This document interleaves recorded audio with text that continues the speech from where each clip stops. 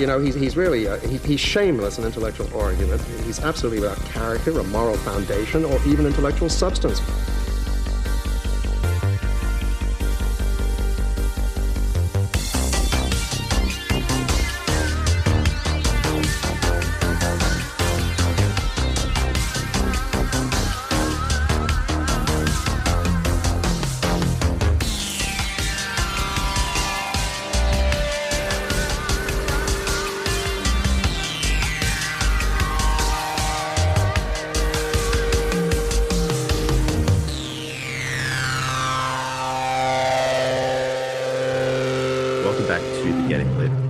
Last episode, we spoke to Aaron Barry about his new novel and his poetry hoax again.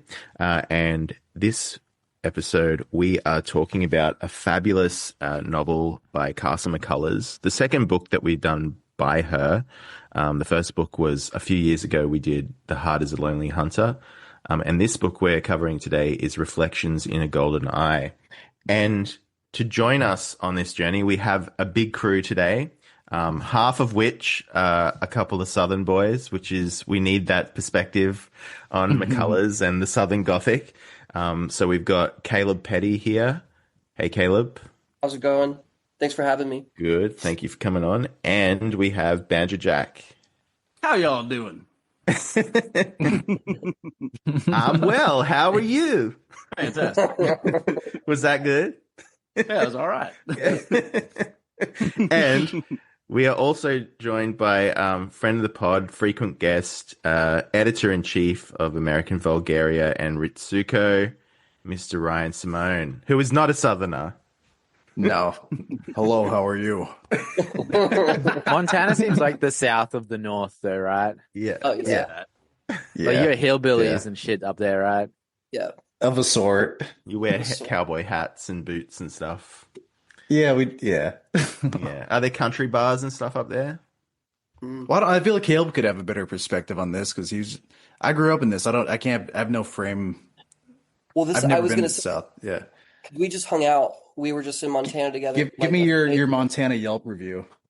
Well, first off, I think Texas and Montana are my two favorite states in the United States that I've seen thus far. So there's that. But I'm biased towards Texas, and Montana reminded me a lot of Texas, just in vibe. The only thing different is that Montana is objectively just more sort of beautiful. Like the mountains are gorgeous. The weather, I mean, when we were there, the weather was great. But it reminded me a lot of white. That was one of your that's a real thing. That was your main observation. Well, it's because I've never experienced it everywhere I've ever gone. And then you go to Montana, and then all of a sudden it's like 95% white people. It's crazy. Because we were just talking about it's like trannies and Indians, but not in Montana. That's not at all. We have different Indians. Yeah. Yeah. The casino ones. Yeah, we have the casino ones. Yeah. No, Montana's beautiful as far as every other state that I've seen. I really think that it's actually the most similar, just in energy, to Texas. And there's a lot of boot wear and cowboy hat wear and folks. So it's pretty cool. I fuck with Montana's high on the list for me. I love that place.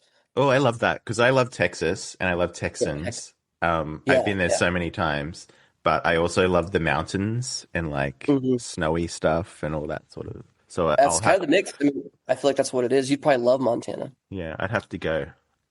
All right, I'm coming to visit Ryan. Come on up. Yeah, we're gonna have a blast. Yeah, he's gonna take you to a strip club probably. Well, that's fine.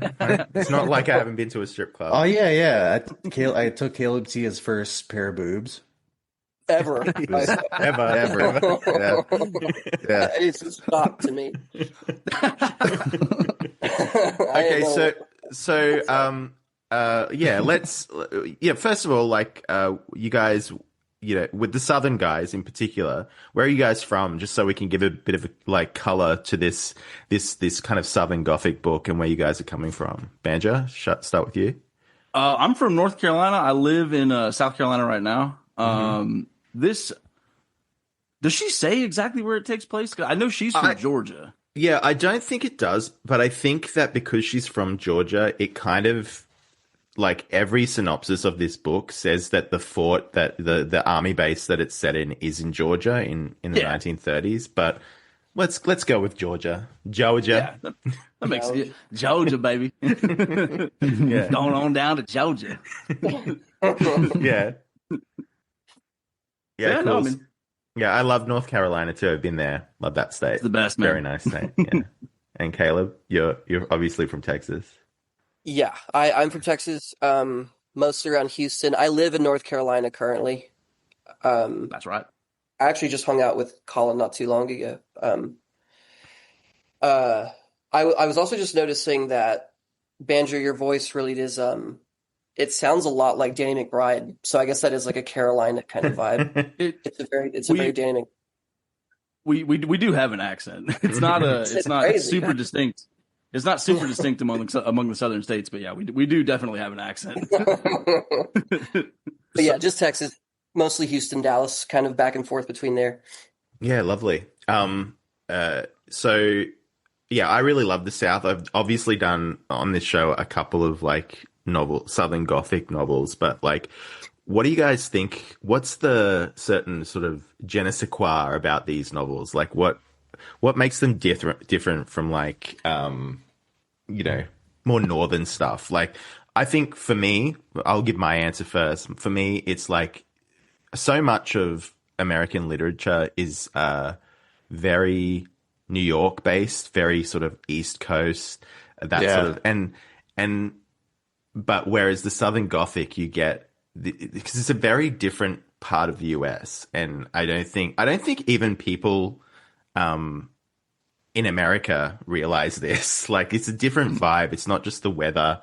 There's a whole different history there, and I find that kind of compelling rather than like people, New Yorkers writing about writers and stuff like that. Yeah. So, what do you guys think about that? I'll give my take on that because that was my thought reading this was like the Gothic thing specifically of like Southern Gothic. There is no like Northern Gothic.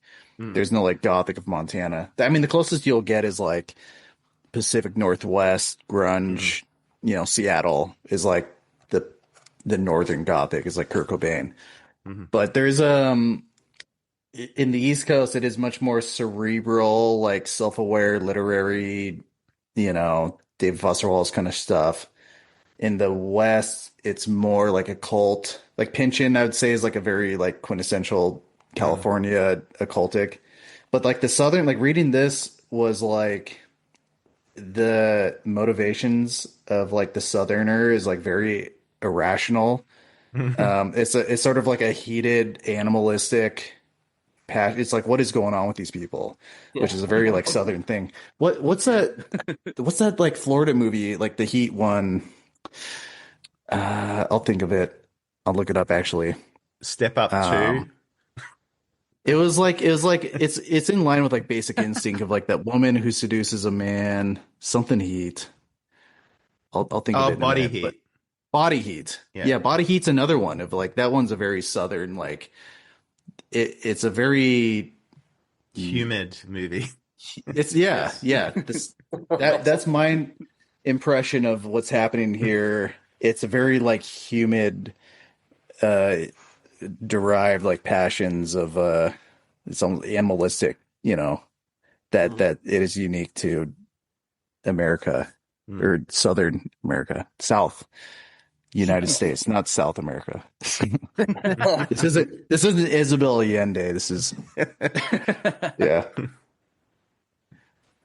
That's my take. In the introduction, actually, Tennessee Williams says the question one hears most frequently about writers of the Gothic school is this little classic: why do they write about such dreadful things?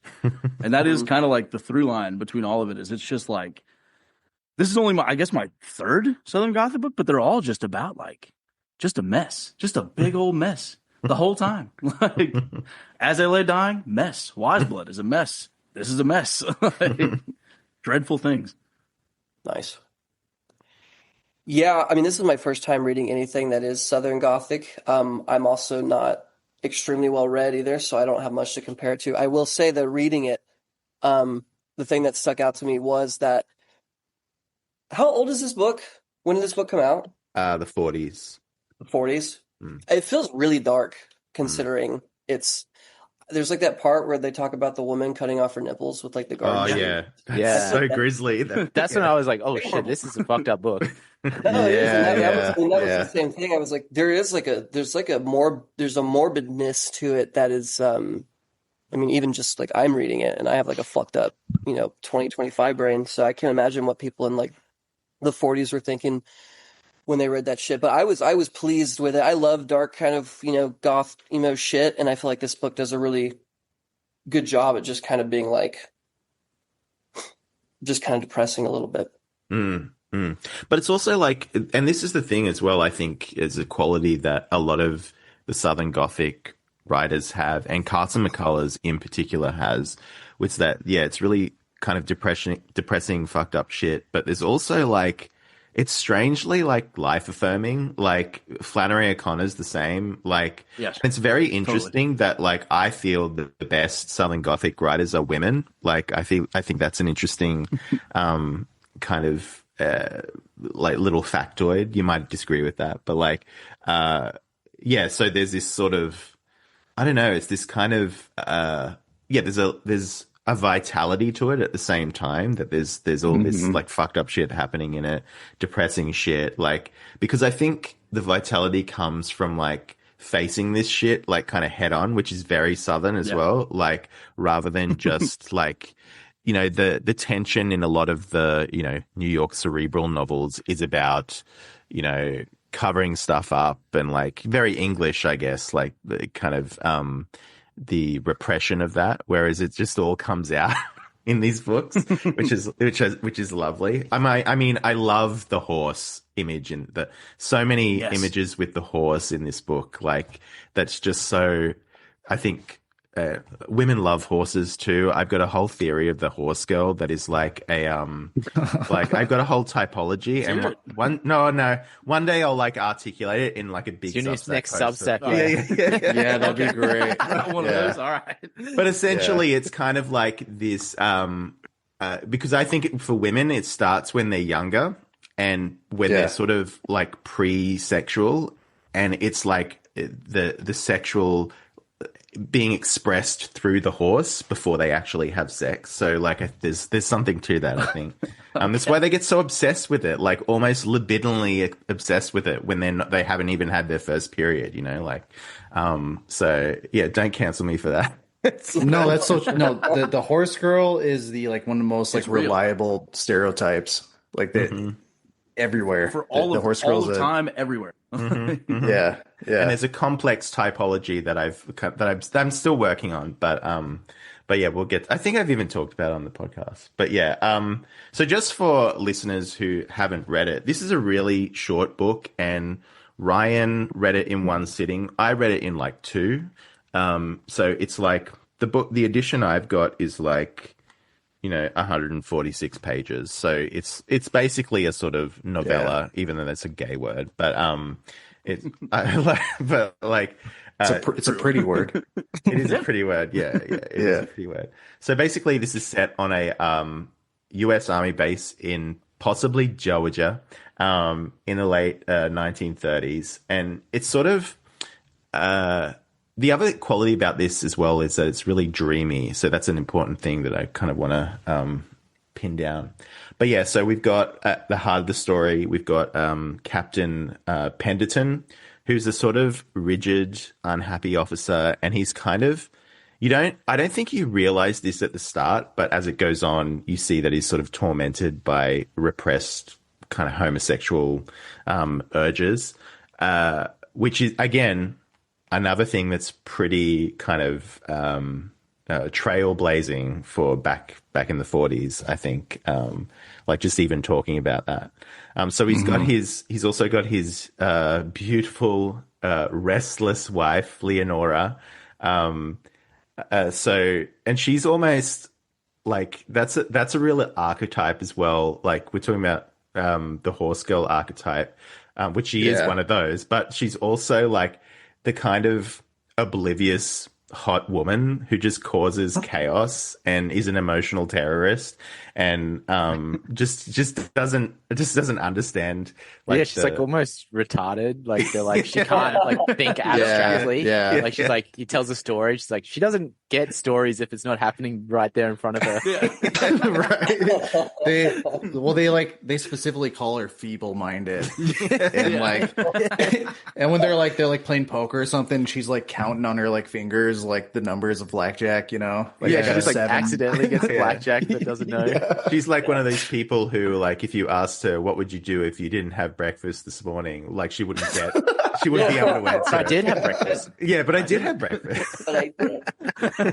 Yeah. She's the perfect woman. So yeah, she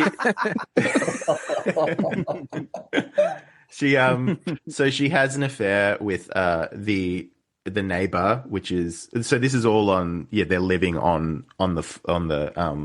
the army base.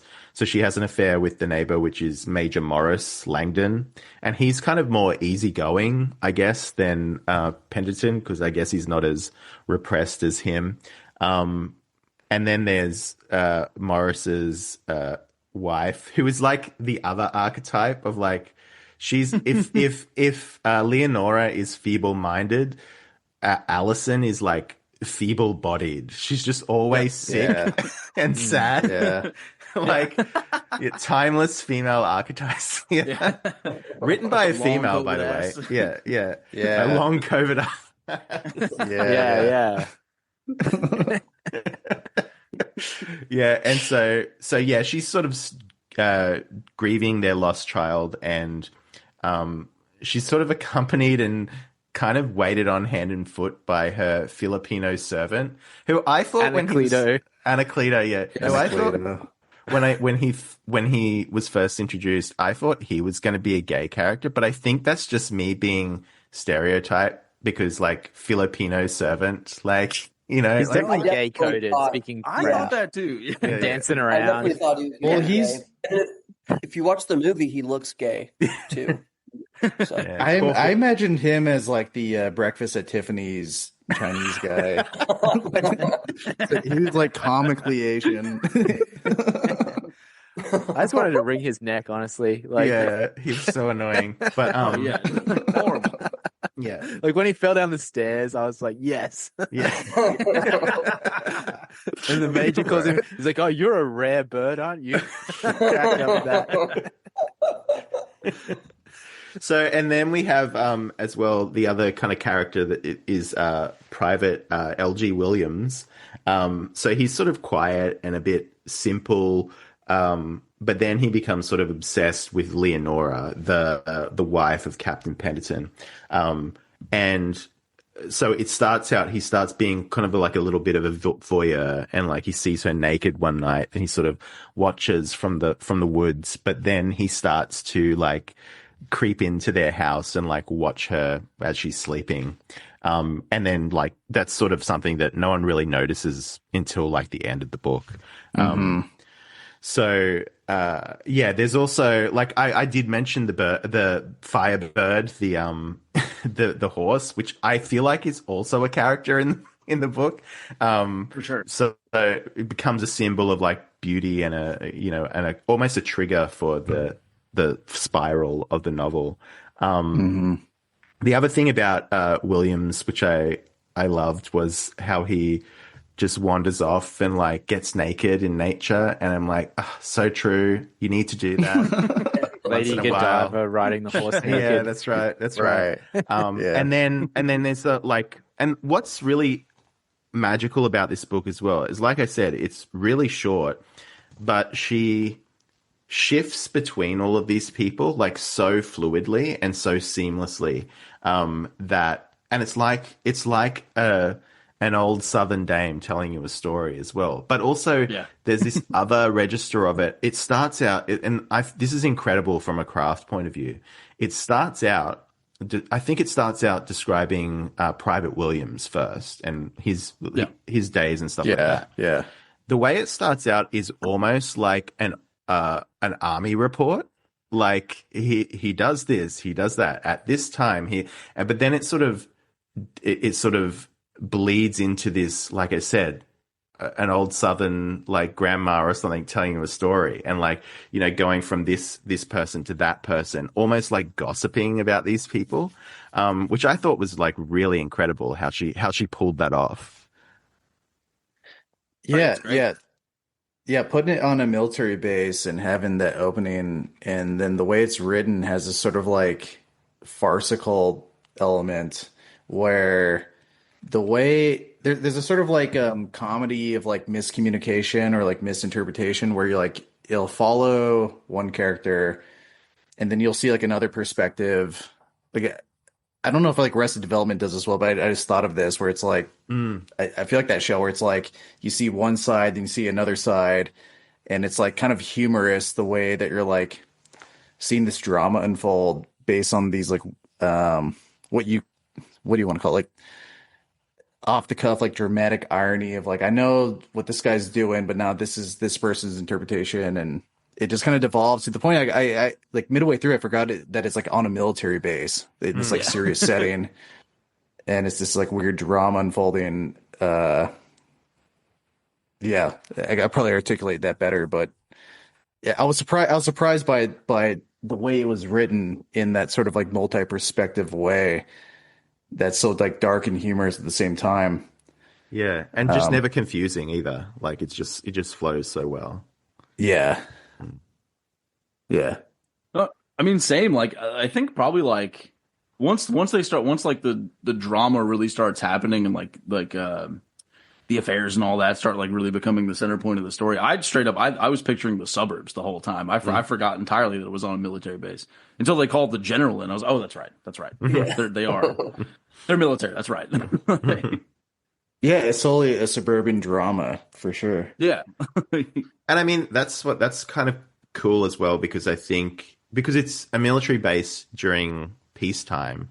So it always also feels like all of these people are kind of just a little bit lax and don't have much to do. So like, and I also like the elements of the horse too, because if this isn't in the 30s, this is like, again, going back to this Southern thing, which is like, there's always a little bit of an elegy for the past, right? In a lot of the Southern writing, and even just horses on a military base in the 30s is like a symbol of, because you know, in the last war they used horses, but in the next war they won't. So the horse, right, yeah, like totally. this throwback as well. I can't remember at one point it described, I can't remember which character, but like his like sword or like his saber like bumped into something. Yeah. But like the whole military base setting has kind of nothing to do with anything, you know. Yeah. But it just adds like an element of like farce to the whole thing. Well, they have this very serious setting that she chose for this. I think of it like, to me, the book reminded me most of Billy Budd Sailor, like, and the military base is like the ship or whatever, like, and you know, Williams is Billy Budd, but kind of like not as sort of idealistic as Billy Budd, but the same kind of thing, you know, like the captain or Captain Pendleton's kind of like Clegart, where he's got these repressed homosexual feelings and hates the like object of his feelings, and you know, I guess spoiler alert, kills him at the end, just like Billy Budd gets killed. Like, so to me, like at some point it clicked for me. I was just like, oh, she's made kind of like a Southern Gothic, like Billy Budd, because Billy Budd's probably like considered like Yankee, whatever. So yeah. I don't know. That's how I sort of interpreted it. And once I sort of looked through that lens, I was just like, oh, it's like just a way more kind of like fucked up version of that. Yeah, well, military stuff is always, it's like whether it's a base or a naval, like on a boat or something, it's always a great way to talk about all of this social stuff that you want to talk about as a writer, because it is like an enclosed society, you know, so like you can highlight certain things and, you know, make them more pronounced, I guess, than you would. So I think that's a very common strategy, I think. It's like microcosm, macrocosm, as above, so below kind of thing. Yeah. There you go with the occult stuff. Yeah. Yeah, but like, it's so, yeah, just the vibe of this book is just and it's very compelling, and it is like someone gossiping to you, which I love that element of it. But you also feel like you feel that maybe it's just because I've been to the South, but like during summer, so like it feels like that as well, like feverish, and I don't know if this is like stereotypical or whatever, but like it feels you can sense that the humidity of it. It's like there's like just crickets chirping really loud the whole time. It has that like vibe of just like nighttime with like a spotlight just across like a yard with just like crickets chirping, and yeah, like it has like, it's not like you say it's like depressing, but it's not depressing to read. It's kind of like invigorating. It has like a pumping kind of driving like intensity to it. It's sort of more like almost a thriller or something. Yeah. Like Cape Fear or something like. No, absolutely. There's that whole scene when the captain like takes Firebird out and like lets him run or whatever, and does he get thrown or does he get off? There's a flower that he sees growing up like by Private Williams when he's naked. It was something like that, and then he just goes right back to being like super repressed after that. It's like, no, that's God giving you a sign. Take that. Like, what are you doing? It's very like cricket, wet, hot, like the whole time. Everything's very sticky. Yeah, I agree with Matt in that it really did capture that vibe pretty well. I think that's accurate. And she's in her other book as well. It's very in Heart as a Lonely Hunter, which is her most, like, that's probably her most famous and the one she's most well known for. This one was actually got sort of panned when it first came out, and I think maybe it just probably came out a little too early, that it was probably a little bit too racy, because not only you have the gay stuff, you also have like the cuckoldry, the cuckoldry and the nipple stuff as well that Caleb mentioned before. So like it was probably too wild for people back then. But I haven't read the bad reviews, but apparently it was panned. But like, this is awesome. I'm curious about that. Yeah, it is awesome. Well, it's like, I could see that because it's like hard to latch on to anyone as like, okay, this character is like the proxy for me to like judge what's going on, because they're all maybe the most sympathetic is the wife who cuts her nipples off, who's like she's like kind of the most like so true queen. More yeah exactly, because we've all done that, you know. Because she's like seems to like have more of like a, I don't know, like sensitive feeling about what's going on. But all the rest, it's like it's hard, like they all just kind of the main I don't know the main, there's no like really main person. There's like LG whatever. He just is kind of this like blank slate Billy Budd guy who just goes about and does things. The captain is a cuckold / possibly gay guy, and his like motives are unclear. The major is he's kind of a funny like prick asshole. Like there's nothing to latch onto. It's very subversive. I could only see like a woman writing this at the time it was put out. Like I can't imagine this. Being panned at the time, but like if a man wrote this, it'd probably be outright just like banned or like just like deliberately like pushed away, because it is like pretty subversive for its time, you know.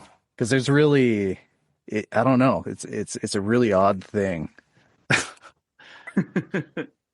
Do y'all feel like that LG guy? Do y'all feel like he was like a sociopath? Yeah, he's kind of something like he has a little bit wrong with him. Yeah, that was my read on him, is that he was just sort of like dead. Well, because he just like starts fights with people in his like own, like when they're like on the toilet, he'll start a fight with someone or something, like and then just gives up halfway through the fight, like lost interest and allows himself to get his ass kicked. Like they're weird. Like he has like if he's not a sociopath, it's just like you can't like get in his head and figure out his motivations, kind of thing. Well, and this whole thing to the book is like looking at the woman while she's like sleeping. So that is also kind of odd in its own right. And little strange. Yeah. A little strange, yeah. And I like the part where they allude to, like, early in the book, they're like, oh, and he committed some crime when he was younger. There was like 3 or 4 things that like gave him that weird sense of like happy. Like, I can't remember what the feeling that was ascribed to him, but it's like there's like 3 or 4 instances in his life that did it, and one of them at the time they just say he committed a crime, and then it's later revealed that he like killed a black guy or whatever. Yep. Yeah, which is kind of like weirdly anticlimactic, where it's like, what? How does that connect?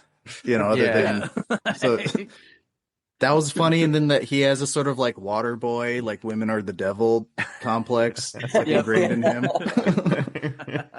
And water boy, that was like Glenn's theory that's Billy Budd as an Adam Sandler movie. Yeah. Exactly. That's a good theory. I like that. Yeah.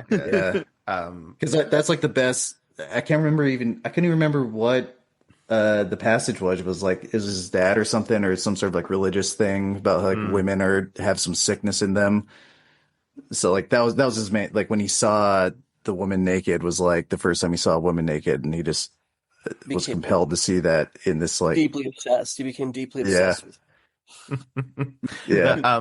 I got maybe sociopath, but I kind of got slightly retarded as well. That's a little bit, yeah. He seems like retarded. Like Billy Budd. He's a retard. Like, and I liked it that I don't know if this is evidence of that, but like towards the end when it's talking about when he signed up, and because his name is LG Williams, and he's like, the initials, that's my name. Like, right. Yeah. Like that sounds like a retarded situation there. Like that he has either forgotten what his actual name is, or like he's decided that that's his name rather than his actual name. And then they just phoneticize it to LG. Yeah, it's like his name was George, and then his mom started calling him Little George, and then it became LG by the time he could like speak or something. Yep. And then he's like, "That's just my name. Like that's all everyone's ever called me, LG." It sounds like a Southern thing. Yeah. I was thinking before when you said like novella was like a nice name. I was like, I can imagine that as like a black chick's name. That's all. I'm sure. Novella, get your ass down here. Did you eat all the pig's meat? Novella, I'm gonna whip your ass. What's that?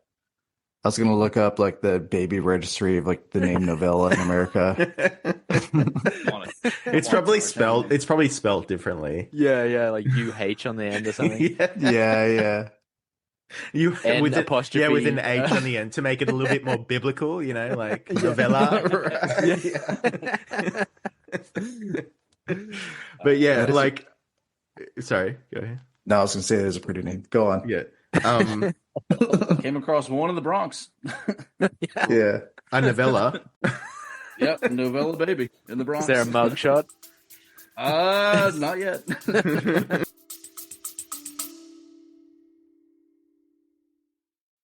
Hi there, listeners. Sorry to interrupt. We really appreciate you listening to us, but if you'd like to hear more from us, you should check out our Patreon. Go to patreon.com/gettinglit and gain access to our exclusive bonus content, including Back Matter, a special after show where we chat a little bit more informally with our guests, usually about a film or something else related to the main episode. For just $5, you get access to these bonus episodes, as well as the full archive of every episode we've ever done. For more details and to get the most out of your Getting Lit podcast experience, go to patreon.com/gettinglit. Thanks for listening. Okay, back to the show.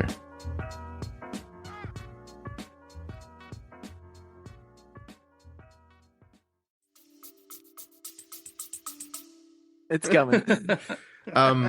Yeah, it's interesting with Private Williams how like I was saying, the start of the book, in that kind of mode of like an army report of how he goes about his day and what he does, like it's almost that maybe that is a gesturing towards his, perhaps he has some kind of sociopathy, because there's no like it's kind of emotionless, like the way that like the way it depicts what he goes about in his day, but also the way it describes him. So yeah, there's probably something to that, I think. Yeah, when it introduces him, he's like is just serene, sitting on benches, but then it like foreshadows that he's like sneaky, and like, you can't hear him when he's like you'll be in a room, you think you're alone, and he's just like there, and you're just like, oh, I wonder what's gonna happen with this guy, you know. Which it kind of does make him a perfect match for Leonora, really, when you think about it, like this oblivious sort of like beautiful. They're both feeble-minded. It's funny that the likes attract likes, and like the two retards just kind of like moths, just like congregate together. What's the go with the captain? Like, it's like he knows his wife is like banging the major like the whole time, but it's like they never speak about it, and they hang out together as couples. Yeah. Like, but like everyone there knows what's going on. Like, at least Allison is like upset about it to a degree and is planning to leave the major, but like he just seems to like, it says like he even is like enamored with the major, like he's obviously got like a little crush on him, but then like it gets transferred to the private Williams. It's like I kept just like wanting that to get like explained a little bit more, like how he knows or what happened, but it was just like he's just happy to like sit in the cuck chair. He like hates his wife too, right? Like he hates her. Yeah, I think so. Oh, yeah. Leonora. Or like resents her at least a bit. There's like that it's first weird. part that Go ahead, Ryan. Yeah. No. Because Just his that hatred. Yeah. Go. You do it. You do it. Okay. Put your hand up. Yeah. Yeah. No, just that first fight they have where she like gets naked and it's like he freaks the fuck out and then he's like, "You disgust me." And it just kind of sets the tone for like he doesn't like her at all. And I think that might be part of why he's like not, because he has no emotional investment in her like at all. Like she's just this thing that he has to put up with, and he's just too busy grappling with the fact that he probably wants to have sex with men, and like he has to deal with that. That's just the thing. So he's probably happy to just let her go. Yeah, exactly. He's like, thank God someone else is taking care of that. Yeah, Good actually. It's like a Howling Mutant tweet or something. Like, have you seen what it's like down there? Yeah, dude. This is totally a Howling Mutant boot, like, for sure. Yeah. Dude, yeah, because I mean his sense of hate is like really confused, where like he hates his wife, but it seems like his cuckoldry is like he envies her. And I think like there's a line that like literally says he like doesn't know if he envies her or her love, or you know, her, the major, or whatever. Even like when because he's so like weirdly passive, where he has all this rage. He like hates Private LG, and like you think he's gonna confront him, but he kind of just like stalks him and admires his body and his like capable form, and it's like, oh, look at his bronze arms and his forearms and shit. Like, oh no, you love this guy. That's bad. That's my favorite. Yeah, exactly. It's that kind of homosexuality, you know. Yeah. It's like post physique private. Yeah, post physique. Yeah. Yeah. Well, but then also he's like torturing it. Like what I can. What's the kitty, the little kitten like backstory? He like finds a kitten, newborn, that's like in a warm place, and he like picks it up and puts it into like a freezing mailbox. Which then like mailbox. So it's like, oh, that's like so serial killer shit, you know? Yeah, like this guy's a freak. He's I was trying to figure that out when I read it. I was like, did he do? I was like, I don't think he did something good there. I think the mailbox is worse than wherever he took the cat from. Yeah, I had to read that like 3 times. Like it. Yeah, I was it trying. Seems like that's worse. Well, I my was favorite picturing part- like a slot. Like he shoved it into like a slot like this big, and like It's like the I American would- Psycho ATM, like stuff the cat in the machine. Yeah, exactly. Yeah, like Yeah. very bad, very bad. Well, he's a very loathsome. I feel like he's a very loathsome character. But she set it up really well with the because she explains that the private likes to go out and be naked and like ride the horse naked, and then for whatever reason, Penderton goes and gets on his wife's like prized horse, and then he has that crazy ride, and then he it goes off the rails or whatever, and then he gets bucked off. And I thought that's like my favorite part, where he gets bucked off and he's like, holy shit, what just happened?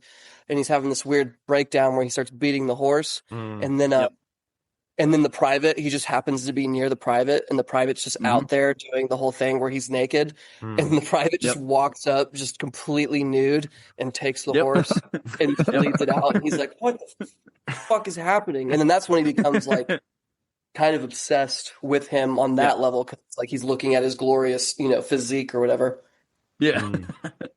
Well, if he stepped over him, he would have been looking straight up into his balls and taint. Yeah, so, right there, that's everything. But he's a foot guy because he was like looking at his foot or whatever. Yeah. That's right. The gay Quentin Tarantino. Yeah. But that kind of thing is very I think Carson McCullers must have known some homosexuals or something, because that is actually very homosexual trait, to be like the object of your desire you also kind of hate as well, like, because the reason you desire them is usually because they're, I don't know, they're smarter than you, they're more good looking than you, or they've got a better body than you or something like that. So it's very strange, because I'm kind of mansplaining homosexuality to you, but like so you'd write some notes. But it's like there is that tension there a lot of the time. I think that's usually with initial attraction, and people get over it. But that's a very real thing that she like really clocked the gays in this one. I don't know. Is that similar with women? Like, you kind of no, it's different though, because you're not the same thing. Yeah. So you I was trying to. Yeah, you can sort of hate women, but also love them. But it's very different, because it's not a competitive thing, No, Billy Budd's a good comparator, because if this was a male author, it'd just be like, oh, this is just like some covert gay, confession thing going on here in that Melville Billy Budd way. But it's funny because Carson McCullers, I didn't learn until after I bought the book and looked him up. I'm like, oh, Carson's a woman, you know? Name. And it weirdly, I mean, even if it's time written, is like, she seems very tuned into something masculine. Like, I could see this being written by essentially a gay man. It's kind of, I'm curious who she's like running around with, for sure, to have this insight. Because, I mean, the guy, who, I didn't watch the movie, but is that Marlon Brando? Is he the private? Marlon Brando is the neurotic, like, Captain. gay husband. Yeah. Yeah. Oh, is he? Oh, no way. Yeah. Well, That makes a lot of sense. interesting. And Elizabeth Taylor, the wife. That's the guy going out in the woods, and I just kept picturing like Kirsten Stewart, Kristen Dunst, Melancholia, just like bathing in the sunlight, nude. Totally. It's it's an odd tone. It's a weird thing for a female author of a time to be tapped into, because it's a very, all things considered, very masculine perspective book, and it has like a very like masculine sort of misogyny to it too. Yeah. It's odd. It's really odd. There's a couple lines where she says something about like in regards to like the captain, like Leonora, where talking about her being feeble-minded, it's like, oh, and the captain just thought that was all women were just like that.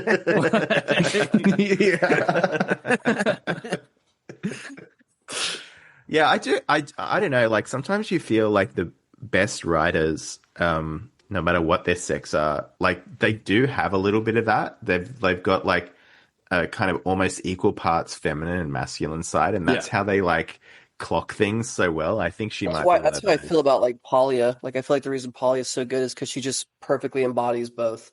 I actually believe she's trans. She's the one person in the world where I'm like, actually trans though. She has like alpha male energy, Yes. Yeah. She's a dom for sure. Yeah.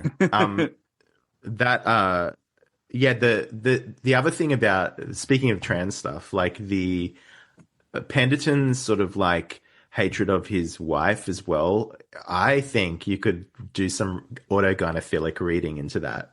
That like he's kind of jealous that she gets to be like a beautiful slut. Like, and he wants to be the beautiful slut, you know, For like, sure. yeah. And with definitely. Anacleto as well. Like he absolutely wants to be Allison Langdon. He absolutely wants to be that woman. Talks just like her, like yeah. When he's like answering people in French and stuff. Like that shit was weird. For no reason. No one's speaking French. Yeah. Why? He's not French.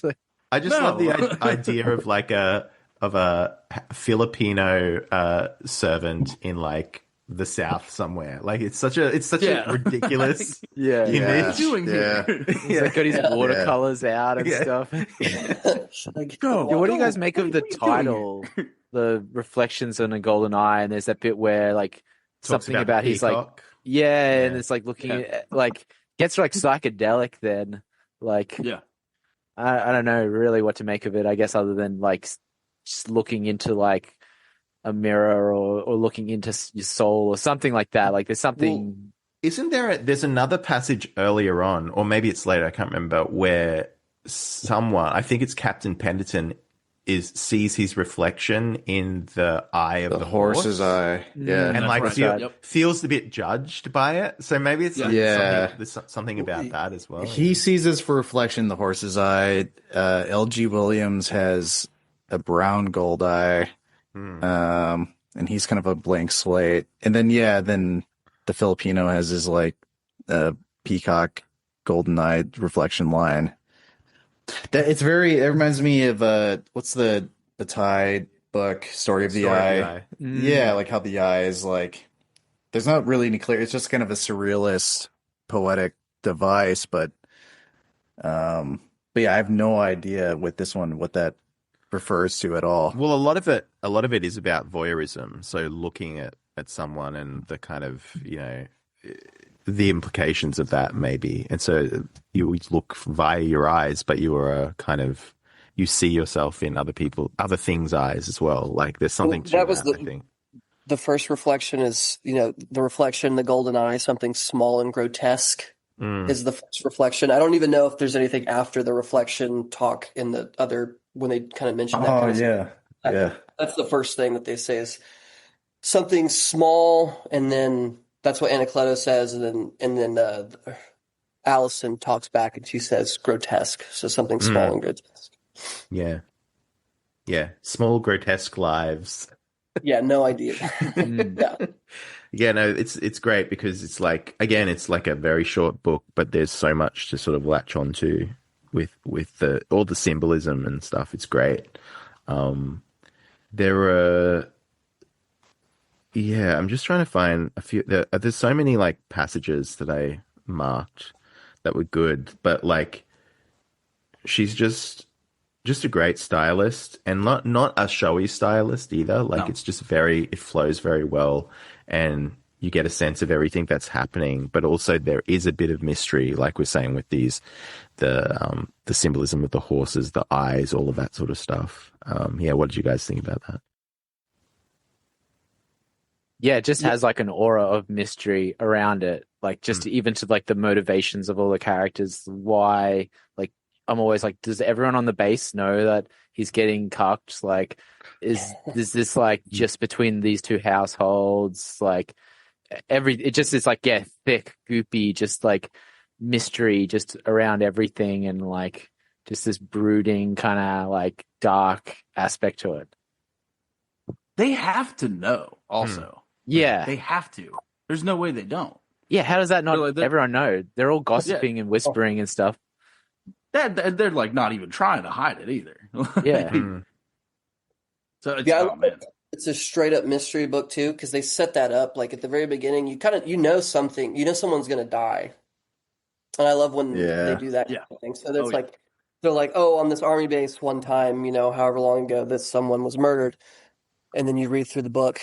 And you're like, all right, what's going to happen? I love it when shit does like that, because like you know what the plot twist, like you already know what like the big thing is, but you have no fucking idea how you're going to get there. And I did assume up until like the last 4 pages too. It was like, yep. What you want? once the dude started sneaking into the woman's room, I was sort of like, well, I feel like it's going to have something to do with this guy because he's like way up. He's doing something that's really supposed to be doing. With this guy who's like kind of like a psychotic, like homo. Like you have to, you know, what I mean? Exactly. You have to be very careful. But yeah, I love it when they do that. And I think just the fact that it is just kind of like a mystery book is a lot of fun. I love mystery books. Yeah. Go I was going to say, maybe it's just because I just read it recently, was like Donna Tartt's A Secret History. And like, it starts off with like, this character is killed by these characters. So the mystery is like on the first page, not who is killed by whom, but like why and like how and will they get away with it kind of thing. And but it still like keeps you, it's like, it's not like you're like, oh, well, I don't know what happened now. It's boring. It's just like, it's like found other elements for you to like puzzle over. Yeah, no, that's great. Yeah. That's a really good, some might say cheap narrative strategy. But I think it works because what it allows you to do is it like draws people in, and then you can kind of unspool all this other interesting stuff that she does. Because the book isn't really about like like your interest is grabbed by the murder idea at the start, but then it's sort of, you almost forget about that's at the start, right? Because you kind of you brought into this world of these people, and similar thing happens in every season of Mike White's The White Lotus. Like, you know, there's always I was gonna say and that, like, and I've always said that is why that primarily, I think, is why the show is so popular, because what it does is it draws all of the normies to that particular what's going to happen sort of thing, whereas all of us sophisticated people are watching it for, you know, the crypto reactionary literary references and stuff, but also like the murder, that's an intriguing plot, but like it works on both of those levels, like the purely like generic kind of formulaic, but then there's this other kind of conceptual stuff beneath it. Total. The White Lotus thing I was thinking about, because it's like White Lotus is brilliant with that, because you know someone's going to murder someone, and it sets up all these like tense relations where you can like see it, kind of like just that whole premise like pierces the PC veil, where you can like on a honest level see why people would like murder each other. And you can like articulate to yourself in your own head, like, oh, he's going to kill her because she likes him, or he's like a closet homo or whatever, like stuff you couldn't say in like polite, you know, society or whatever. And it's almost besides the point. It's almost like when the murder happens, that's almost like incidental. It's like, well, that's the one that did happen, but there are 20 different like murders that were like brewing here that could have happened, you know. And even like with this book, it's like there's other like murders that didn't happen. Like this is just the one that happened, you know. Easily it could have been Leonora. It could have been any one of them, and it would have been like, it would have made sense why any one of them would have been murdered. And you can like justify how that would happen. Like it just, but being put in that mindset is like, it's like, on the sort of like cheap literary level or whatever, it's like, it's gripping. But it's a useful device, but it's like, it's a fun mindset to be in, to like kind of like in your head justify like, yeah, this person probably would die because of this reason. I hadn't thought about that until you brought that up, but like at every point in the book, I thought like, oh, the major's going to kill Anacleto. Either the wife or the husband is going to kill each other. The private's going to, like, at multiple, it's like, it's a game of clues. Like at any point, like anyone could get killed for any number of reasons, and it all would make sense. Yeah. And it's like, you would like, you know, say you were like someone else on the army base, like to hear that story, you'd be like, oh, he killed him because he snuck into his wife's room. Case closed. Like that's the motivation. But like going into it like this, you're like, no, he doesn't give a shit about that. It's like different. Like, you know, he killed him because it excites parts of his mind that doors that he prefer to keep closed. Like the majors or the captain or whatever is just very like by the book kind of guy. You know how they're even describing him ride the horse? They call him like flap fanny or something, because the way he sits on the horse is very like upright and stiff, and like and he like denies himself the like comfier saddle or something like that. Like he's just very like, he's like, you know, he's like, yes, you just get married, and you know, as I'm in the army, and so I should progress up to. I also didn't understand the army thing. Like he was like a captain, but he'd never been a private. Can you just do that? Can you just jump straight into officer. like? So An officer. yeah, that's the officer. So whereas enlisted is private. So Right. they're different rank, like different types of ranks. So officer are usually the people in command of things. So a captain is an officer. Okay. Yeah. Yeah. I think old school, that kind of thing happened a lot. Like pre-World War II, that kind of thing happened a lot. Yeah.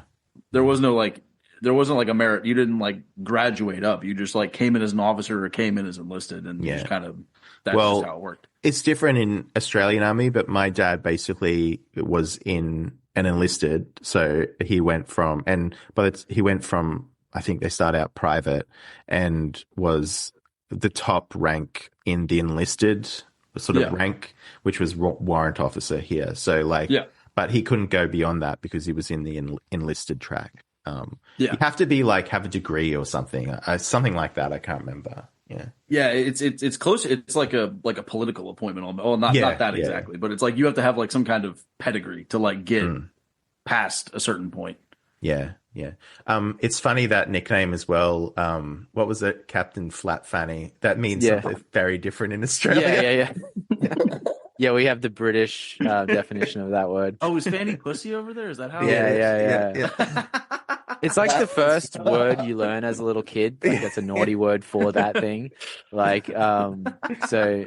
but then you watch like American shows and you're like, what? They can just say that on TV, and you're like, oh wait. And then eventually you figure out they mean something different. Yeah.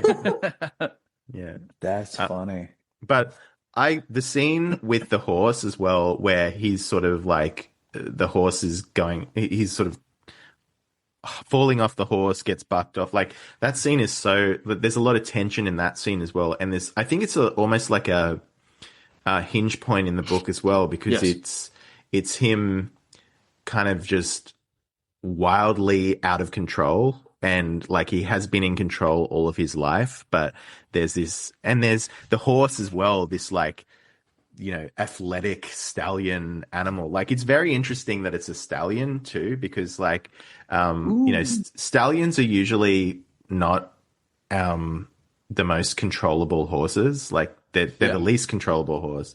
And so it is interesting that it's a male, it hasn't been gelded. So it's like crazy. There's all this pent up sexual energy that is also in him, and he's like wrestling with that, like and then he sees this beautiful man that like at the end of it, which I found that scene very compelling.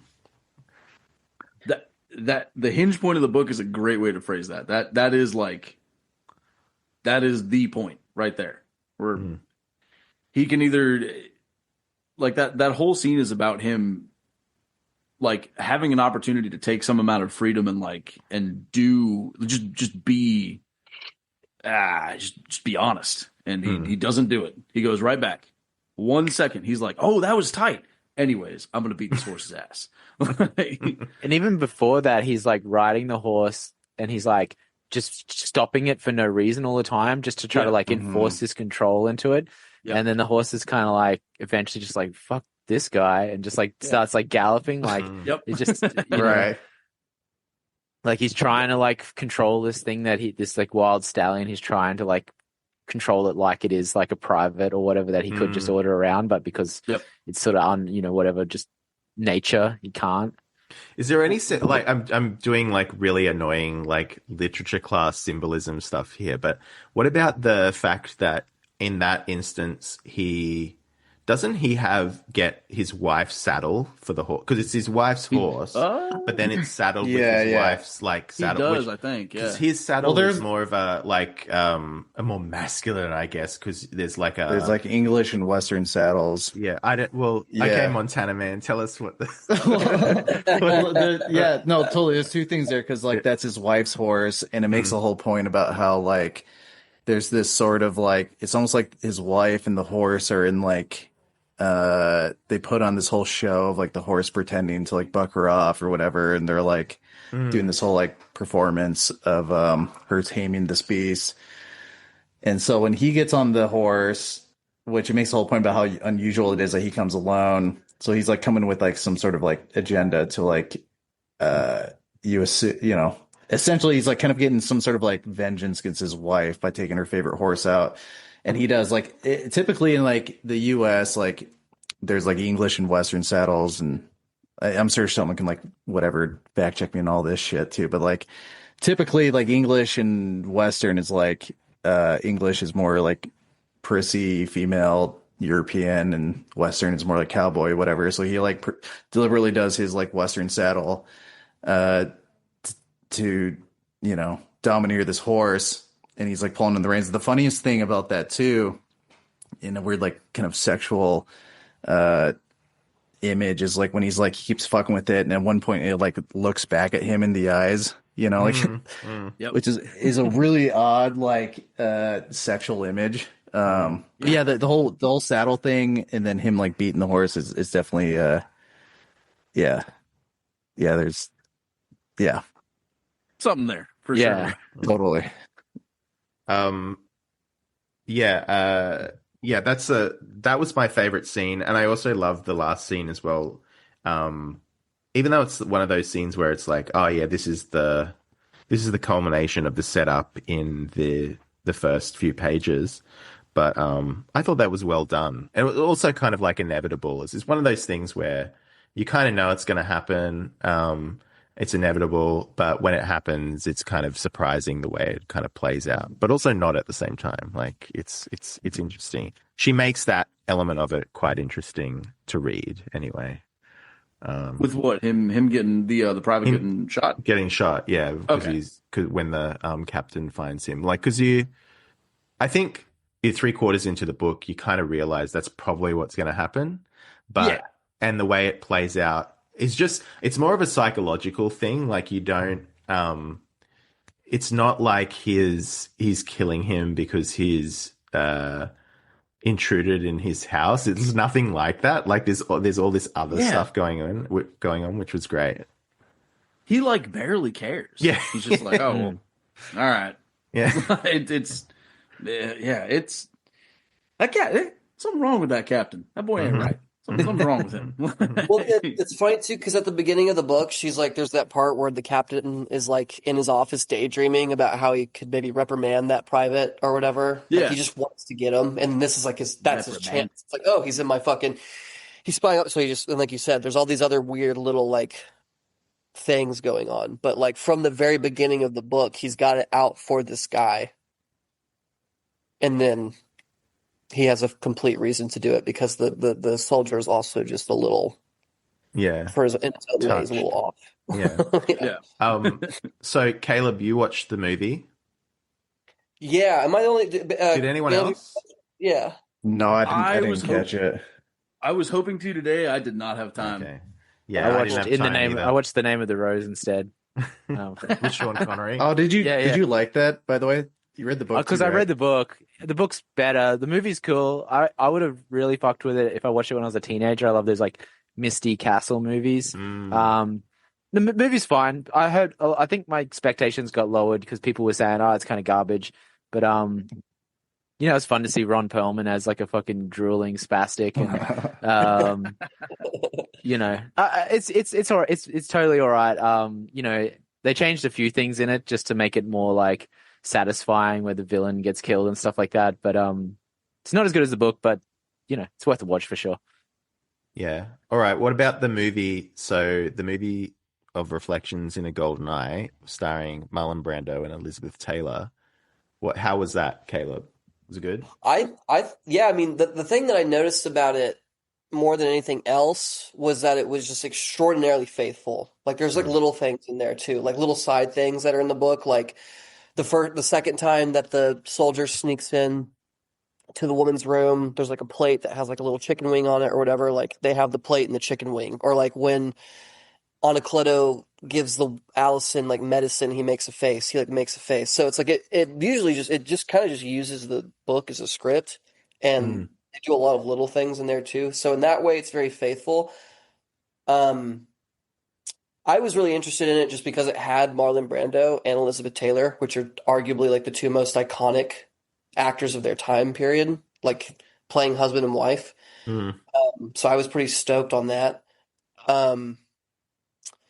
it's a good movie. It's just like the book. It was kind of cool because I was like, oh, I know everything's going to happen, and it really did just follow it. I don't know if they kind of took some liberties. There was one part that I don't really remember if it happened in the book, but like after he does the thing where he takes Firebird and then he like gets bucked off and then he beats it, she like beats the shit out of him with like a horsewhip in the movie, and I don't remember. Oh, really? I don't know if remember that that happens either. in the book. No, I don't even like. She finds out like way later in the book, I think, and like they kind of pretend like he wasn't a total like asshole for doing that. But in the movie, she like confronts him at the dinner party because he doesn't even like show up at the dinner party. I don't think in the book. Yeah. But in the movie, she shows up while he's at the dinner party and like beats the shit out of him. But yeah, I thought it was a good movie. It moved pretty quick too because the book, took a little longer. But I don't know. It didn't stick out in like this is like a incredible masterpiece. But I thought it was very faithful to the book, and I enjoyed the book and I enjoyed the story. So I'd say that the movie is worth watching for sure. And Brando and Elizabeth Taylor are fantastic too, just in general. Oh, just the idea of Elizabeth Taylor like with the horsewhip. I want to see that, so I've got to watch it. But like, yeah, and directed by John Huston as well. So, That's probably back.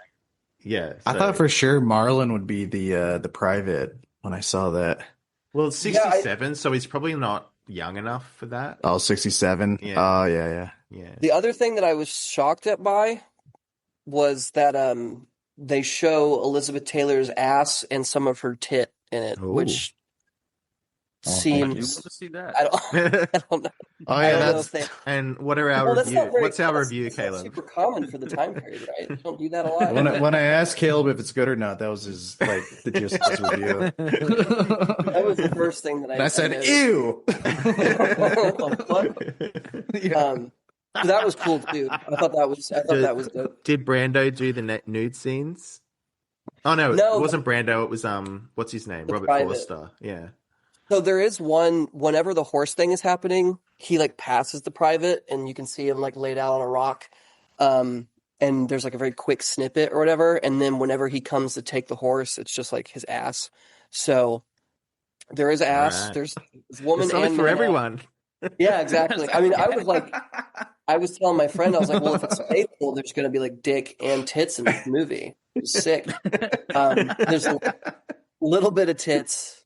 And then a fair amount of ass, which again, I'm not super familiar, but I mean, that's not like super common for the time period, right? I mean, they're pretty... well, it's actually, because it's just soon after the Hays Code was lifted. So I think because you know how there's this idea, like with all the new Hollywood movies that they just went like full hog on like the violence and sex and drugs after that. I think it doesn't sound like this is that type of movie because they've got the two big stars, so they're probably a bit precious about that. But it's often cited as one of the films that came about after the production code was sort of like on its way out, you know? So, so depicting sex and homosexuality and stuff like that. Yeah, I think actually, going back to the book as well, I think rather than the repressed homosexuality, the violence of the nipple cutting and all that sort of stuff, and even the murder, I think that the way she describes like being a peeping Tom and like the voyeurism is way more like, it's way more like sort of naughty and dangerous than anything else in the book. Like, it's intrusive, super perverse. You know? Yeah. The people watching people aspect was definitely, it's the one when I finished it and I thought back on it, I'm like, this when I was trying to think about the what's the point, like the golden eye reflections thing. Again, like my Bret Easton Ellis always like mentions like his like one of his like favorite paintings is like that painting of the dude watching the guy swimming. You know what I'm talking about? Because like Bret has very, I'm doing me explaining the gay male gaze, you know. No, I love it. Do it. Whatever. But like my interpretation, because like that sort of like voyeuristic thing seemed more than anything seemed very surprising from a woman, because it seemed most insightful of like a gay male voyeurism. She You seems know? like she would be a bit of a fag hag, actually, because she sort of was a little bit plain looking, was sort of like very bookish and probably a horse girl based on this book, but also she was an alcoholic, so like gays would have loved her. Oh. That makes a lot of sense. Yeah, like a Georgian like alcoholic, plain looking woman who's fairly quick witted. They would have lapped that shit up. So she would have had great material for the gay male gays, I think. She's also like it's funny about her as well. Like I think she has got a bit bitter about Harper Lee, because Harper Lee kind of does a similar thing to her in her books, and she thought it should have been her. And to be fair, she is way better than Harper Lee. So much. Carson thought she should have been Harper. Yeah.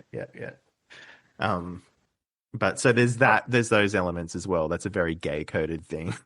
Like it should have been me. Funny. That's why. Yeah, dude. That's why successful gay men such as Jack are always hated by other gays, because it's like it should have been me. Like that's how they. It's this like Joan Crawford diva kind of fucking psychology that a lot of them have. So, That's a lot of funny. straight people hate Jack too, though. I wonder what that's that's true. Yeah. But I say, I don't know what the deal is. he's a universally hated man, but he's wonderful. I disagree. Yeah, he didn't deserve it. He's got the No, Trump not at derangement all. thing going on. It's like the Yeah, Jack totally. derangement. Yeah. Yeah, it's just people Exactly. hating greatness. Like whenever you see people on Twitter, like they'll be like every 6 months there's a bunch of people that have to like quote tweet him and denounce him and stuff, and sometimes they were once his friends and shit. And it's just like it's total hater shit, just hating greatness. Like he touched a nerve on one of their little things. Like whereas like whenever he'll start like, you know, there's always a new sort of thing he'll be going off against or something, and like I'm like, even if it's like I like that thing, I'm just gonna sit down and listen, because I know this guy's got a track record for being like right about so much. Like you just sit and listen, you'll learn something even if you don't 100% agree, you know. You don't have to take it personally, you know. No. Half the time, That's if what he's people do. shitting on something that I like, I agree with him. I still say it, but I agree with it. It's like, yeah, he's right. Like I'm not going to argue with it. Wait, what was the Joan Crawford thing? What's that?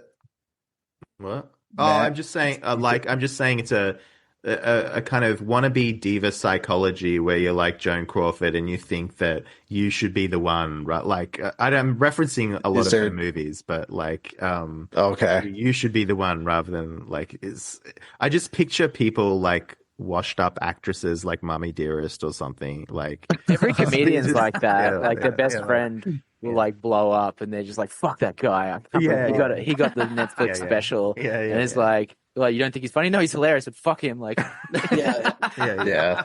Well, that's something that's something that I also talked about. Like I think a couple of years ago now, when I had the wonderful Jacques Peterson on, and we were talking about there was this.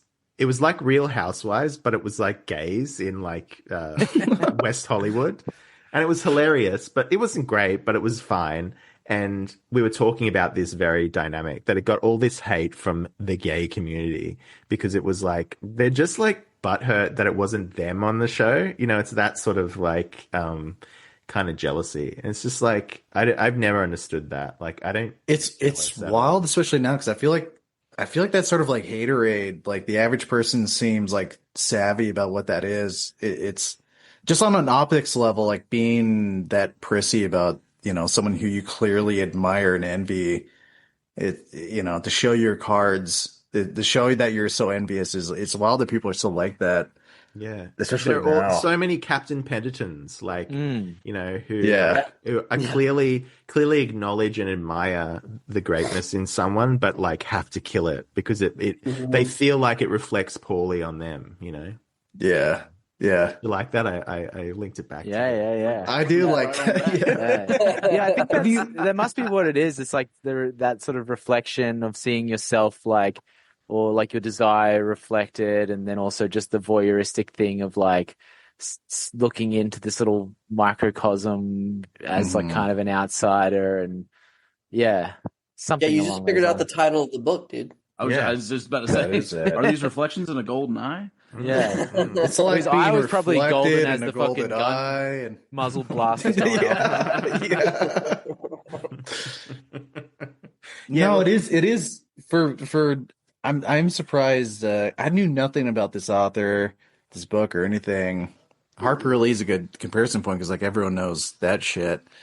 Yeah, you have to read that in school here. Yeah, I did. I want to return to that before because I have a negative view because it's like such like a social commentary book and I think whatever. This is so for how slim it is. It there's so much to no pun intended, but like reflect on, and there's so much happening here that's just like so psychologically rich in a much more human level without any sort of like social agenda. And that's, if anything, the most baffling part about it when you finish it and you're like, what? Your first immediate thing is like, all right, like what do I latch on to? Like, because it all seems true. I can like, think about and relate to so much of this, but it doesn't really in the Harper Lee way, like give you, it's like, oh, racism is bad, or this is, don't beat horses or whatever. It just like presents you this and you sit with it and you're like, ah, fuck, dude, that was like really disturbing and funny and weirdly horny, but I can't really extremely down erotic. why. Yeah. Oh, yeah. Yeah. I will say too, in terms of like the tone of it, I feel like Allison's death was actually like a little more shocking to me than like the ending death. Like I think her just dying was kind of deciding to die as well. Yeah, like to me that came out of nowhere, and that one to me felt like more somber. Like when the end happened, I was like, I knew something was going to come, so it was what it was. It was like kind of finding out the mystery, but to just throw Allison's almost like the kind of like the tragic character in a way, because somebody was saying at the beginning that she was like the more kind of sympathetic person in the whole thing. I think Ryan maybe was saying that, and then she's also like the only other character that like dies. And like also kind of has like a neurotic breakdown too, like supposedly. I still couldn't tell if she actually had it, because she was imagining the man, but the man was there, so she was like right about the shit that was going on in her head. Yeah. Yeah, the nervous breakdown part, I was kind of like, it was a very ambiguous nervous breakdown for sure. It was hard to tell if it was like they were kind of putting that on her, or if she was also kind of having it or not. That's like a funniest reasonable thing. reaction to the situation she's placed in, but then she's like getting gaslighted, like by herself as well. Like to think, she can't tell what's real. Well, because that's the funny. We're talking about like whether everyone else in the base knew whether or not Pendleton or whatever his name is, Penderson, if he had this, if his wife's having an affair, because it does have this sort of feeling that like. It feels like everyone in this is complicit in some way and understanding, and she's the one who cuts her titty nipples off. Is like she's the one person who like seems like an outsider who's like just watching this, being like, "What the fuck is going on?" Well, and so she has this like her like nervous breakdown is her like kind of deciding for herself, like I'm gonna get out of this, and her husband's way of responding to it is be like, she's fucking insane. Like she wants a divorce. Let's send her to the fucking nut house. She cuts her, and everyone's. Is it the nipple thing though? Like, isn't that like her trying to commit suicide after she finds out that she's being? She tries to stab herself with secateurs, but the tip's too blunt or something. So she's like, all right, I guess I'll just cut my fucking nipples off with them. So even the nipple thing, which at first brought up, seems like insane and weird. Oh my god, dude! It actually ends up being a thing where she's responding to something that's like fucked up. So which is like insane and weird too. Well, sure. I mean, but it does feel like she's like driven to it's a sort more of rational. like, but it is like a sort of, it is like, I don't know. She's a very rational person, and that getting back to like the body heat Southern thing, because the mania of the Southern Gothic was like, it's a very physical, bodily, hormonal thing. It's a very sweaty thing happening here, and I'll say like. When I went down to Florida, I was surprised. Like in Montana, there's like no humidity, and it's just not a factor. And you can like think through your day. But you get to Florida, and it's like all you can think about is like what shirt you're gonna What wear. it is. Like 90% of what I'm thinking about is like, what shirt am I gonna wear? Because Exactly. it's just like fucking sweat Or and ass sweat. No and, shirt. Like Just yeah. don't wear a no shirt. shirt. Yeah. Well, Tank that's top. Like what it was like that just consumes you. It's like, what am I gonna wear? Is like half of my thought process because I'm gonna be sweaty and ballsy, and I just kind of like want to stab someone all of a sudden. yeah. You start to Yeah, it's understand gonna- the crime rate. Yeah, exactly. Yeah. It's going to be It's like that in very- about a month here. Mm. Oh man. It's already getting pretty warm. Is Like, Australia yeah. known to be pretty fucking miserable, like hot summer heat? Depends where you It's are. not. Yeah, it's intense, but like it's not miserable because it's like sunny and like, you know, it's like summer vibes kind of thing. But like sometimes it's just like fucked how hot it is kind of thing. Yeah. I'm having Wow, yeah. I'm having a Hawaiian shirt summer, just so you know. So. Nice. That's great. I just That always is wear bad. polo shirts because they breathe better. Oh yeah, y'all are on like it's about to be like fall and winter here. Y'all are about to have summer. Yeah. That's Yeah. a mind. Also, It's spring did here, you but it's know? backwards. Yeah, did you know that here burgers eat us?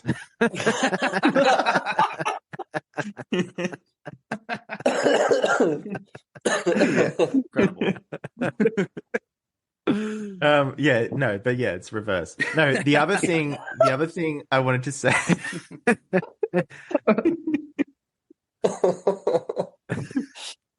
Do you like how I just try to keep it moving? Yeah.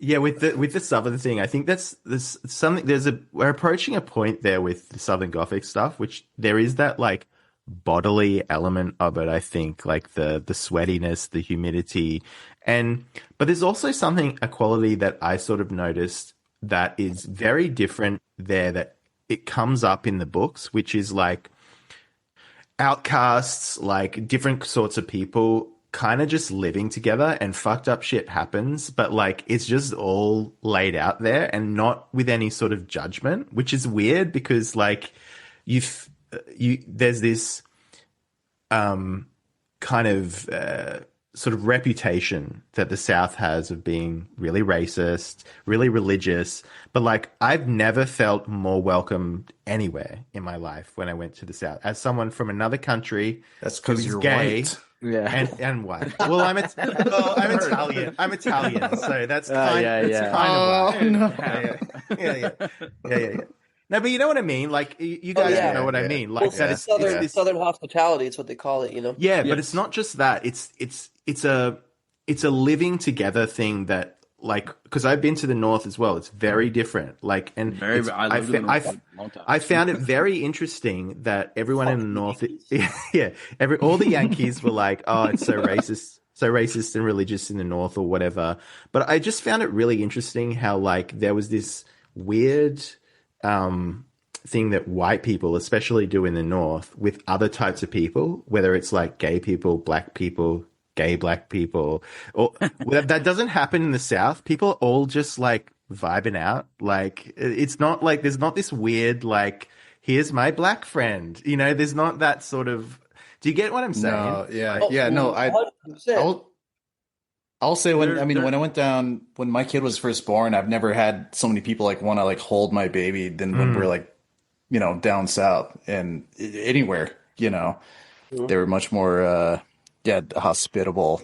You know, there's a certain and I'm saying that that's culturally, but then I think in the literature and the Southern Gothic in particular, there's a certain like appreciation for like the humanity of everyone. That's not necessarily like, they can be like the most fucked up, immoral person. They could be like a homosexual, and it's just sort of like, all right, you do you sort of thing, and like, but that is expressed in the books really well, I think, and I think that's probably a major factor in this genre. Oh, for sure. With the welcoming aspect of it, a lot of that is part of the religious. Those two dovetail together really well. Like you're a child of God, welcome by all means, brother. Exactly. I'll show you the same hospitality I show anybody else, black, white. It doesn't matter, and I'm not going to make a big deal out of it either. It also doesn't hurt that, like, depending on where you are, like, there is a lot of the wildlife around here can kill you. So it's like all life is precious, and therefore I'm going to appreciate yours. I'm going to appreciate your time. I hope that you appreciate mine. If you don't, we'll figure it out. No problem. Like it's just how it is, man. Like it's the best. Well, and, like I on that point. Sorry, continue. Sorry. No. I like real quick. I lived in the north for like 14 years, and when I first went up there, I held a door open for somebody, and they looked at me like I was going to stab them. And I was yeah. Oh god, dude, yeah. I don't know what to do with that. We're friendly down here. There are reasons for it. I don't want to philosophize about it, but it's just how it is, man. It's all good. Totally. I think it's totally true. And I will say that, like, even like I said, Montana reminded me of Texas a little bit at the beginning, and I think that was one of the things that I picked up on being in Montana too, though, is that we would run into strangers. We were in a very small town, and we would go to a grocery store, and the woman I was with, she's from like Chicago and stuff, and she looks like all crazy, and they were so so sweet about it, though. Like, this one woman saw her and she's like, "Oh my goodness," she's like, "That's a tall drink of water. She's good looking too." Like, just this sort of openness. Hell yeah. That I don't know. It reminded me. That's why I think Montana almost made me homesick, because I was like, "Oh, this reminds me of being like in Texas. This is like so." It's the same. It's a similar vibe out there. I don't know if that's Montana specifically, because I feel like if you went to Colorado, that might change. It also might be a small town. Colorado is one of the worst places. Yeah, they're the biggest fucking pussies. I can't stand them.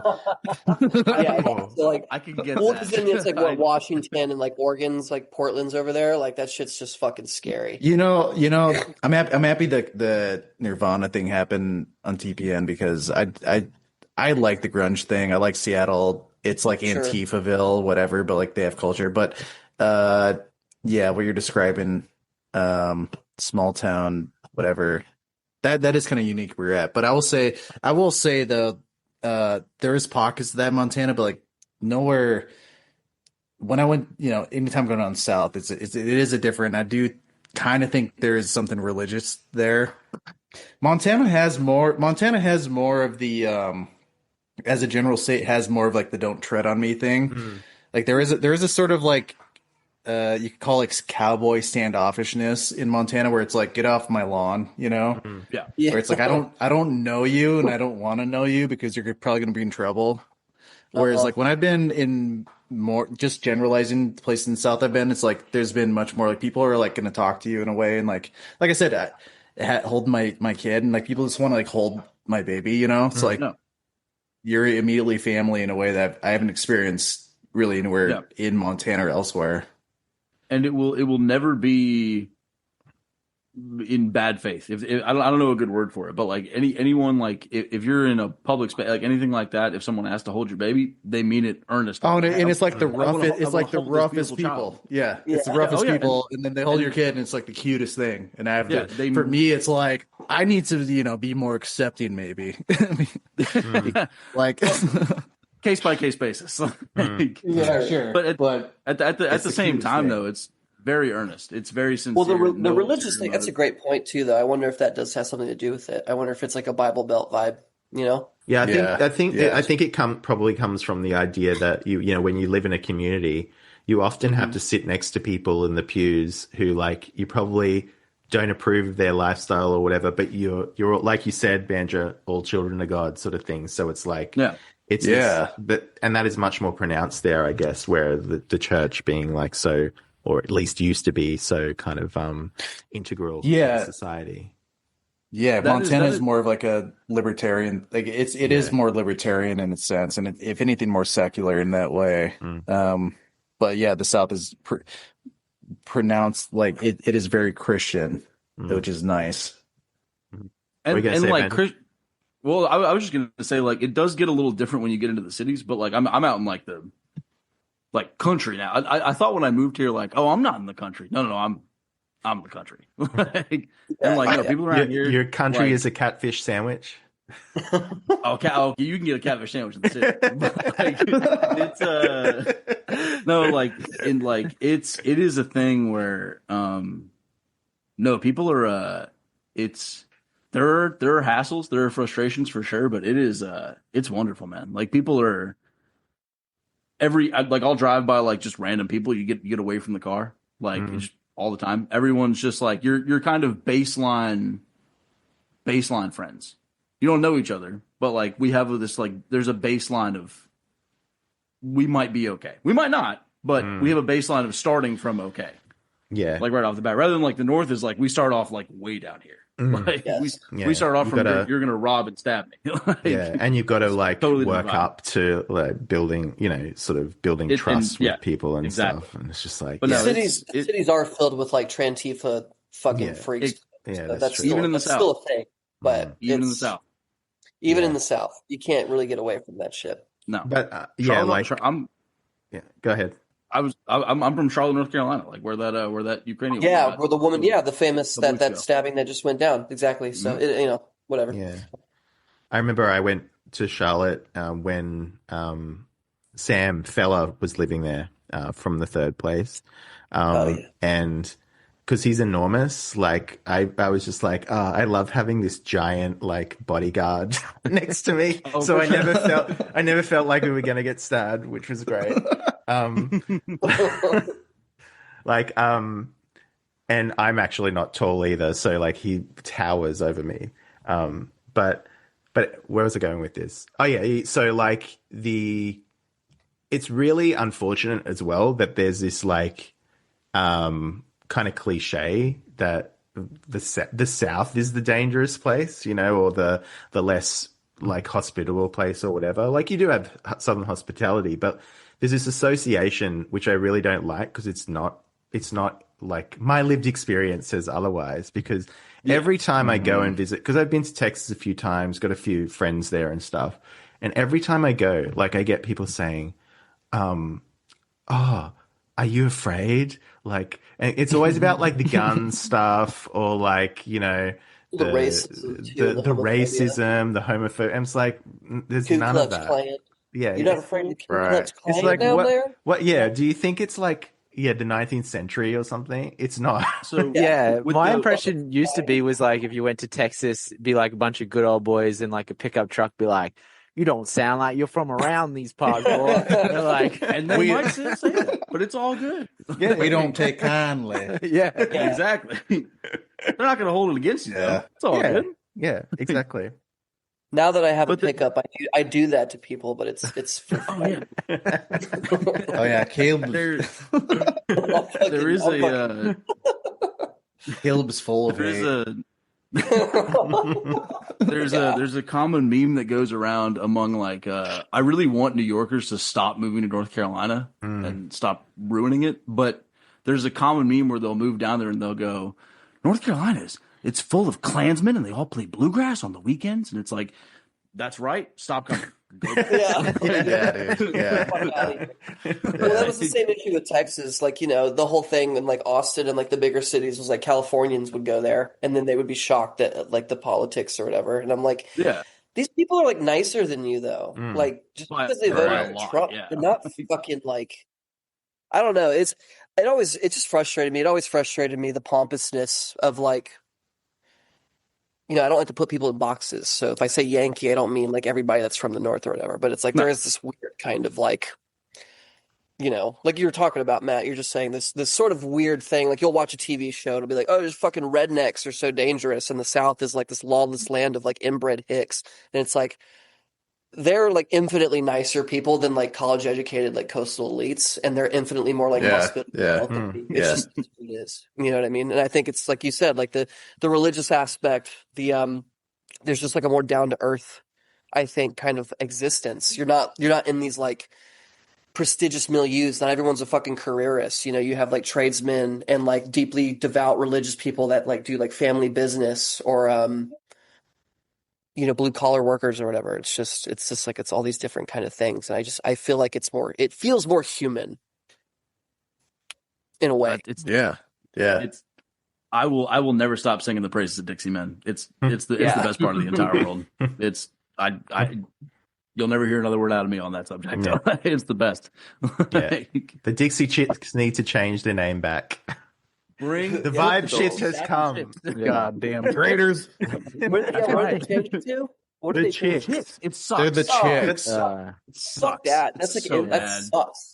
So bad. unnecessary, dude. Yeah. So bad. unnecessary. The chicks. The chicks. What is that? I had to Yeah. Yeah, that's I nothing. had to confirm that. I didn't believe it, but I looked. Dude, it up. that's No, yeah, that's classic too, because that's like the Dixie thing's funny because like it was like that was like a George Bush controversy. Like went to France and was talking shit. But I'm that sure. wasn't like that wasn't the occasion for like the Dixie Chicks chains. That was like Yeah, I Dixie. don't think later. anyone was Yeah. asking. Yeah. That was recent. Yeah. They were asking for the the later controversy. Mm. They could have just like let that slide. No one would know. Yeah. Speaking of music, both Caleb and Banjer, you do music. Like, want to tell us about it? And I'll probably, if you will allow us, I'll probably play your tracks on this episode if that's cool. Of course. Yeah. Yeah, of course. Caleb, you have actually produced things, so you should talk first. Okay, thanks. Yeah, I've been making music most of my life. I'm in my late 20s now. I think I probably started making music when I was 14. But more recently I've just started making, I don't know, a lot of it is kind of country influenced stuff. I mean, that was the cool thing when I hung out with Banjer. He's like a deeply talented banjo player. So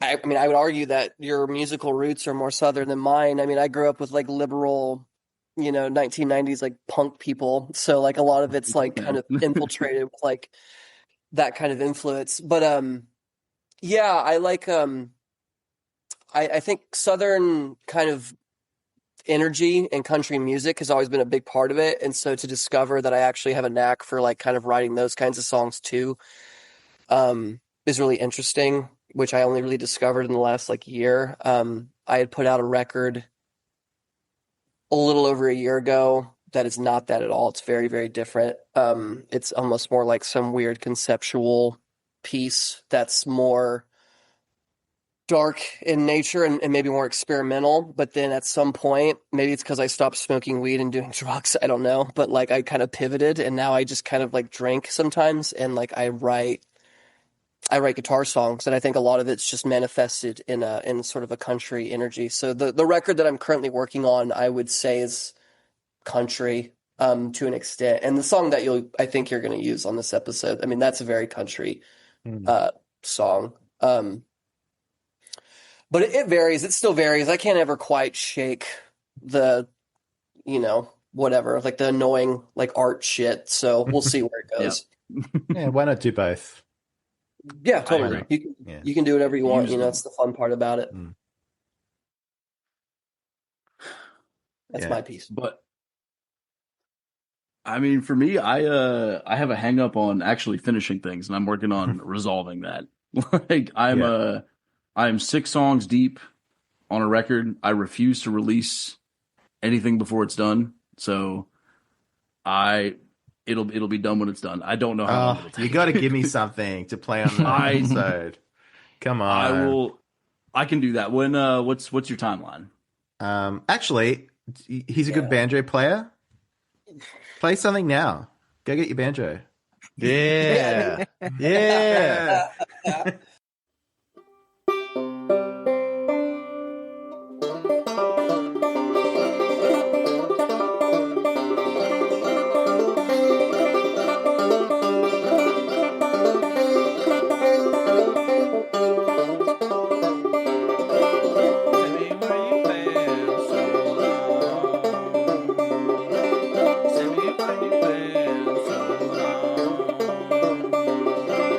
Sammie, where you been?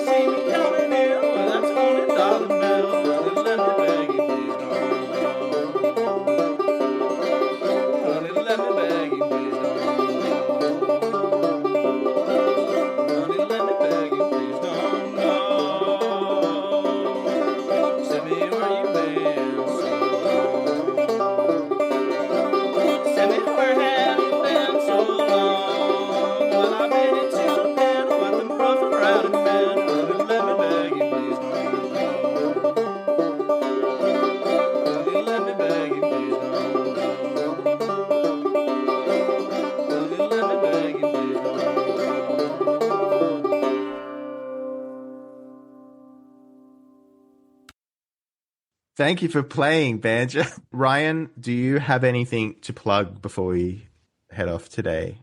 Listen to Getting Lit podcast, guys. That's right. Listen to Kayla's podcast, Strange Urge. Oh, thank you so much.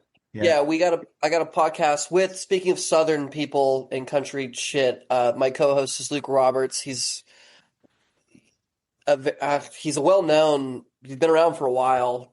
He's a very, very talented country musician under his own name, Luke Roberts. So yeah, feel free to check him out. Feel free to check out my stuff and our podcast, Strange Urge. I'm working on a Tavor Leia EP right now with some friends too. So just, keep an eye out. Thank you guys so much for. Beautiful. Thank you.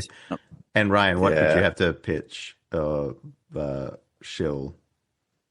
I have Ritsuko 3 coming out. The music mag offshoot of American Bulgaria. Should be out this month. I think that's about it. When's the next AV coming out? When you feel like it. That's essentially it. Yeah. I'm very excited for the next one, but I'll shill that at some point. Okay. Banjo, did you have anything to shill? Not yet, but I will eventually, I promise. All right. We'll have to get you back on maybe another Southern Gothic novel, and we can. Oh, please, yes, sir, absolutely. We can shill it then, dude. Yeah. Thank you so much for this. I really actually like this book a lot. Yeah, I did too. I thought it was really good. Same. Yes. Yeah. I recommend her other stuff. It's really good. Like Heart is a Lonely Hunter is a really good book, like a classic. Sweet. But yeah, thanks so much, guys, for joining us today. No, thank you. Yeah, and it's been a riot. And as I said, I always have fun with Southerners. So and people from Montana, clearly. So, but yeah, thanks again, and we'll see you soon.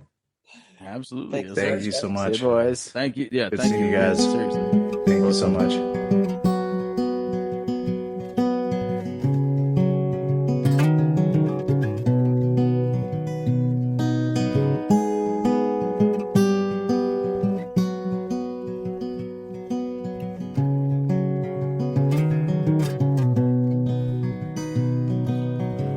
Southern Texas heat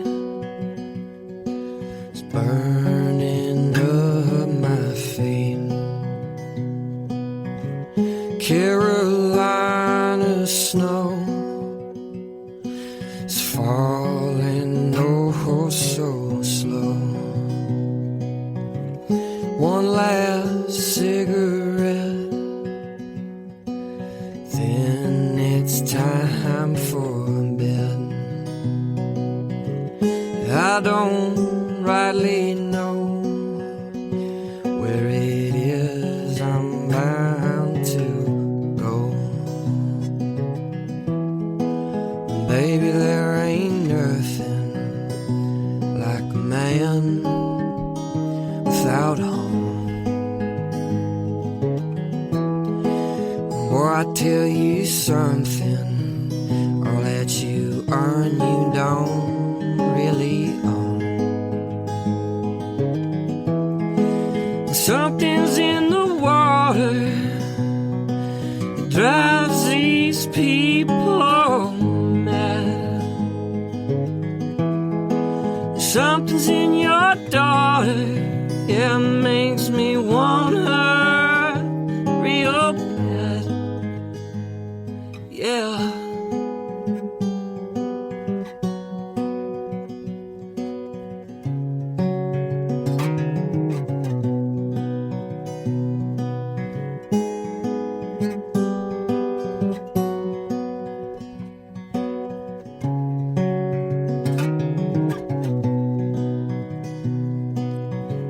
Southern blood runs deep, follows me back east, all the way down home to a girl I call my own. She sits with me for a while, Southern drawl and a beautiful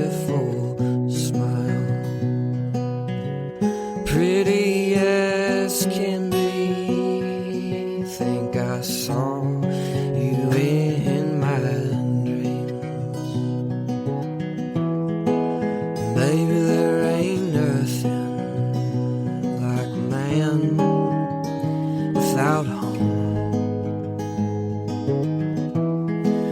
Or I tell you something, all that you earn, you don't